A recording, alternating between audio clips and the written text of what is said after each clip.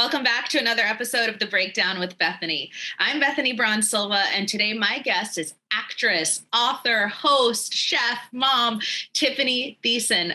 I'm such a fan of Tiffani, so I was really excited about the opportunity to talk to her. In this conversation, we're going to be talking about the importance of the meningitis vaccine for preteens and teens. It's a lot more important than you may have thought.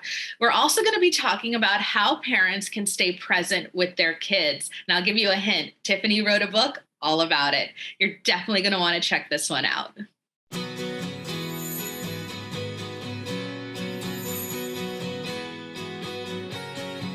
Hi, Tiffani. Thank you so much for joining me. I'm really, really excited that you're here. But I wanted to jump right in because this is a really important topic and you have a lot of important information to share. So tell us all why you decided to partner with the It's About Time initiative. Yes. Well, Leslie's actually with the National Meningitis Association. And I think both of us being parents, of course, and being moms, we're here to spread the word about how, it's important to really do anything we can to help protect our children. And that's why we're here. And you have Harper, who is, is she almost 11? I have she's actually almost 12. So almost actually 12. My daughter actually got her first dose of men ACWY. It's a mouthful. Sure. She actually got it last year, right after she turned 11, which is the recommended age for CDC for the first dose. And the second dose is actually at 16. And sadly, we've been seeing that the numbers have dropped a lot. And so that's why we're trying to make it, a big awareness of how important it is. Leslie has a very, deep story with her about meningitis, meningococcal meningitis. And so we're both here to kind of, spread the word of the importance of it. Yeah, I think, with everything that's going on with the pandemic, and vaccines and things like that, important, vaccines like this might actually fall to the back of a parent's mind. So, Please tell me, why should this be in the front of a parent's mind? And I was going to say, I have a 10-year-old. Should this be something I start thinking about now or the earlier? First thing I'm going to say to you is please go to the website because you can actually sign up to get a reminder of the vaccine schedule. So your daughter, is it your daughter or your son? My son. Okay. So your son's first would be between 11 and 12. And then again, a second one would be at 16. And you can actually go to the website to actually sign up to get that reminder, which is, I think, pretty awesome. Because as a busy mom, I'm sure you always need the reminders. I know I do. Yes, of course.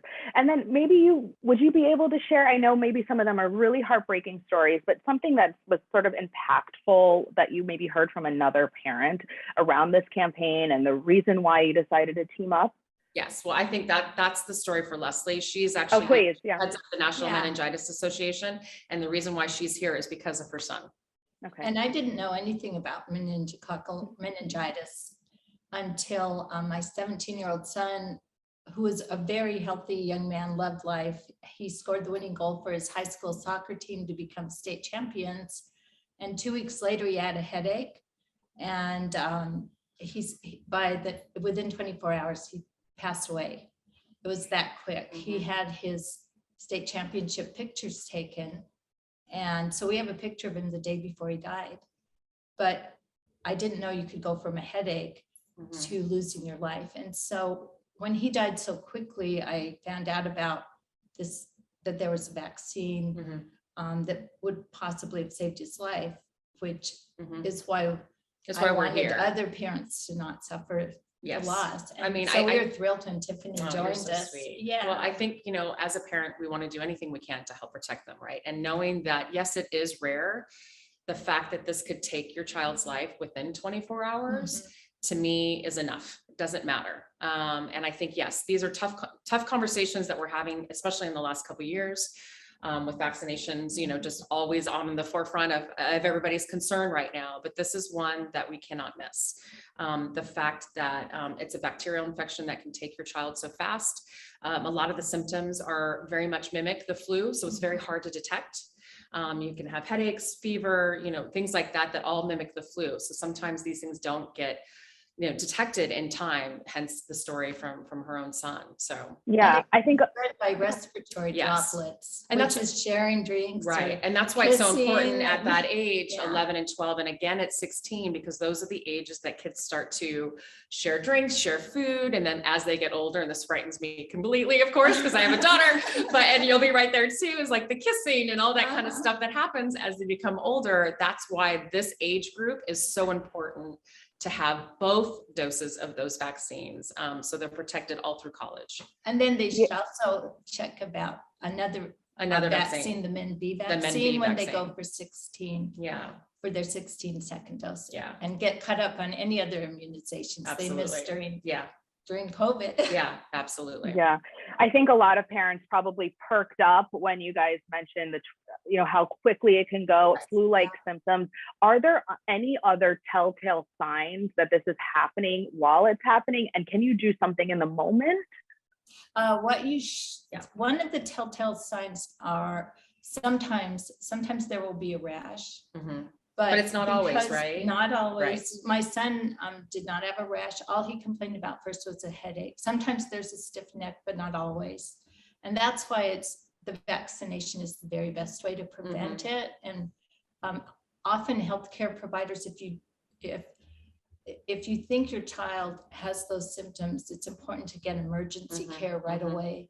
Contact your health provider and get it checked out, because it just goes so quickly. It's so quick. Again, that's why it is so important that this vaccine vaccination's is exactly, because it's so quick. And a lot of times you don't understand it. You think it's no big deal. You think it's just maybe the flu, that kind of thing. And usually you don't go to the hospital for that. Yeah. So that's why it's important to get the vaccine. And we have advocates who've been to the hospital, and actually when they went to the emergency room, they were sent home and said, come back tomorrow if you're not better. And so the vaccine is going to be the help. It's really going to be the best protection you can have. Yeah, I just have another question about that, because I'm thinking when our kids are younger, they're sort of on a vaccine schedule from the pediatrician. Yes. So is this a vaccine that you have to ask for, or will it be given at the ages of 11 and 16 automatically? I think it depends on, I can only speak from my personal experience that it was recommended and given to my daughter as her schedule when she turned 11 or after she was 11. But I can't say that that's the case for every state and every healthcare provider out there. So that's why it's really important for us to also spread the word that, again, during this time where vaccination rates are just, people are very, second guessing a lot of them, and they don't want to overdo it. Maybe sometimes this is very important at this stage, 11 and 12, and again at 16. And some states will mandate the 11 and 12 vaccine, but they won't mandate the second dose, right? Which is just as important. And that is 16 is an important time to also take your child to their healthcare provider. Absolutely. And find out about the Men B vaccine the Men B and and other ones. vaccines. Yeah, for sure. Okay. But because it's not mandated everywhere, you just don't know. So parents need to be aware. Yeah, absolutely. And that's why we're teaming up to stop. This sounds great. I feel like I've learned so much information. I want you to tell everybody where they can go right now, where to find more about this campaign and more information about the vaccine. They could go to stoptheclock.org website, and that's where they could sign up for an email. Yeah, they can do an email alert. We'll give them a schedule of when they're due for their vaccine, whether it's their first one or their second one. And with that, also, you actually get to go on, and when you enroll in that, there is a chance that you get to actually sit down and chat with me a little bit more about it too, and have like a one-on-one with me as well. That sounds great. Yeah. And you can also go to the CDC website to find out more about the disease, or the National Meningitis website at nmaus.org. And we have some information on our website too. Yeah. That's great. So helpful. Tiffani, is it okay if I just ask you 3 or 4 questions? Of course. Yeah. Okay. So I think we're good on time. Yeah. Okay, great. So, all right, obviously I'm a huge fan. I follow you on Instagram, but I'm dying to know, how is pandemic parenting going? How has it been with 2 kids? How's that going? It seems a little bit better, even though I feel like we're also still kind of running in circles, right? I think I grew up in a family that was always instilled in me to look at the glass, half full instead of half empty. And so I really have tried to I'm not saying every day was like that, but really try to kind of hone in on the positivity of this extra sort of time I got with my kids that we don't normally get to have sometimes when we have our normal, jobs and school and, not at home as much. So I really kind of cherish that, because again, it wasn't normal for a lot of us. Again, it was also very hard. But I also cherished it a lot too. And but we're, one day at a time, right? That's all we can do, right? Absolutely. And you seem to really have blended your passion so well between like the cooking, motherhood, acting. Do you have advice for other moms who are sort of like multi-passionate? I mean, aren't we all? But like who want to sort of have all these different areas of interest and how they can sort of fulfill that within themselves? Yeah. Look, I think anything that you're passionate about, you should actually carve out time for it, because that's to me also self-care, as well as going and getting a pedicure or getting a massage or, whatever, your wine at night. But doing things that creatively fulfill you, to me, is the biggest self-care that I could really advocate for myself. It's all about balance, right? And I'm really trying to, there's definitely not enough hours in the day to do it all. But I think if you can get into a good rhythm to make sure that you're giving yourself that creative space and being able to do things that you enjoy as well, that it's also great for your children. They, my kids love seeing when I'm working. They love seeing that I love to cook or do artistic things, and my husband's an artist as well. And so it's full circle, and it's good for them too to see that. And speaking of your husband, one of my favorite books is You're Missing It. I know it's sort of a few years old now, but it really resonates more than ever. What was it like working together on that book? And then are there plans for another book? Yes, there's many plans. So the book actually came from a very honest place. And of course, this was before the pandemic, but it was a good reminder during the pandemic when we were all stuck at home. And I know phones and computers were really the only way that we could connect. But beforehand, I think it was, it's a very sweet story. And funny, I was sitting there in the kitchen doing dishes, and I think Holt was probably just a couple years old, and my husband's like swinging him on the swing and stuff. And he's, doing the normal, like one-handed push and going through Instagram or doing whatever he was. And I opened the window, I go, "You're missing it, get off your phone," and we're all guilty of it. This is not just my husband. I've done it a million times. But it really kind of brought up a bigger conversation with both of us about how these moments are so fast for us. And again, like that's what was so great about the pandemic, is that we were able to kind of slow down a little bit. But our kids grow fast, and we only have so many times, where we can really make an impression or have those memorable moments. And so again, it goes back to balance. I really think we all need to work, we all need to be connected, and I understand that. But I think there are certain times that we try to disconnect from the electronics to really connect as a family. And so that's like after school, phones are mostly down. There's no phones at dinner. There's no TV. We're very limited, maybe strict. Some people will say about the iPad, it's very limited that they get it every day. We just want our kids to, connection to us is much more important to people and to ourselves, and being outside and all that, kind of how I used to grow up. And I feel like a lot of us, grew up in a very different time. Not that we don't give our children, the electronics, but again, it's important for us to connect as people. And so we just kind of have made a sort of a pact as we, parent our kids, that the electronics are limited. That's fantastic. All right, final question. What are your family plans for the summer? Oh my gosh, we already have a packed summer. We have plans. So before children, my husband and I used to do RV trips all the time with our dogs. And we would travel all through, like going to either Texas, where my in-laws are from.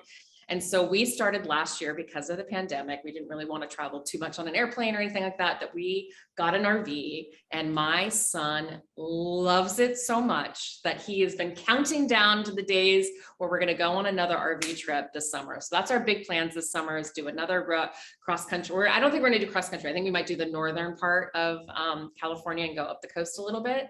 So that's our big plans for the summer. And then just a lot of like kid time, fun time. We have a cabin up in the Sequoias we're going to spend some time in, and just get our feet and hands dirty, and just spend family time. I love that. I hope that you'll share tips on, Always. road tripping with kids. Oh, yeah. I think You know that's, what? That's a good idea. I probably should. Yeah, it'll be my second time with children. So I'll let you know how it goes. We're actually getting a smaller RV this time. So I'll totally let you know how that goes. it's like a working vacation. You really It have is. to. Oh, totally. It is for sure. It absolutely is. And the hardest part is the electronics on those long car rides. But I got tricks for that too. So. Oh, I can't wait to see or read all about it. Yeah. Let's tell everybody one more time where they can get information on the campaign. Helpstoptheclock.org. That's the best website to start there. And then if there's other information you need about the National Meningitis Association, you can actually go from there, right? Wouldn't that be the best? That's a good idea. Yeah, and sign up. All right. Thank you both so much. I really appreciate the time. Thank you so much, honey. Have a good rest of your day. All right. Bye. Bye. Bye. Bye.